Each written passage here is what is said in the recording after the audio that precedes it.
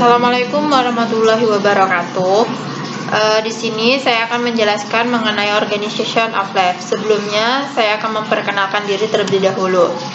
Perkenalkan, nama saya Alivia Rizky Rahmawati, FPMA 1G018075, semester 5B, Prodi PGSD Universitas Bengkulu. Untuk memenuhi mata kuliah konsep dasar kimia dan biologi dengan dosen pengampu Bapak Ferino Perman, MPD. Sebelumnya, di sini saya akan menjelaskan garis besarnya saja mengenai Organization of Life. Selanjutnya akan dijelaskan oleh kelompok yang lain. Jadi di sini kita akan membahas mengenai molekul, sel, jaringan, organ, sistem organ, individu, populasi, komunitas, ekosistem, dan bioma. Struktur kehidupan makhluk hidup yang pertama yaitu dimulai dari molekul. Molekul merupakan sekelompok atom yang saling berkaitan dengan sangat kuat dalam susunan tertentu dan bermuatan netral serta cukup stabil. Contoh dari molekul yaitu DNA dan RNA. Selanjutnya yaitu sel. Sel adalah bagian struktural dan fungsional terkecil dari makhluk hidup, di mana berbagai jenis molekul yang saling berkaitan dan membentuk organel sel yang memerankan fungsi masing-masing untuk melakukan aktivitas metabolisme sebagai ciri dari sebuah kehidupan. Contoh sel yaitu ada sel eukariot dan sel prokariot. Selanjutnya yaitu jaringan. Jaringan adalah kelompok sel yang sejenis, memiliki bentuk dan fungsi yang sama dalam tubuh makhluk hidup multiseluler.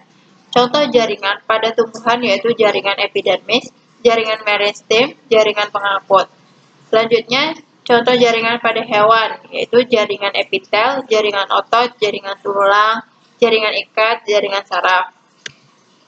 Selanjutnya yaitu organ.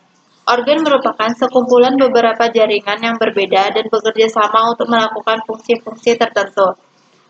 Contoh organ pada tumbuhan yaitu terdiri dari akar, batang, daun. Contoh organ pada hewan yaitu jantung, paru-paru, pankreas, mata, dan lain-lain. Berikut merupakan contoh gambar organ dari manusia.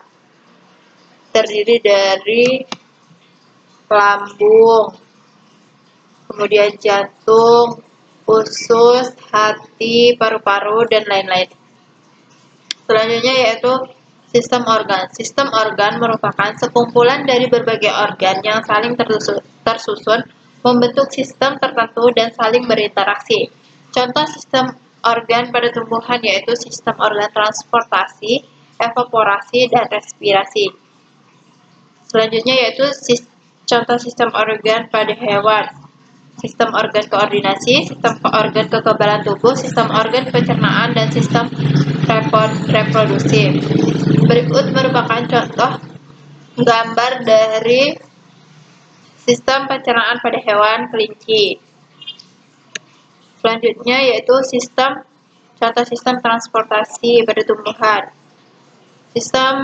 Fungsi sistem transportasi ini adalah mengedarkan zat hara ke seluruh tubuh. Sistem transportasi ini terdiri dari beberapa organ yaitu akar, batang, daun.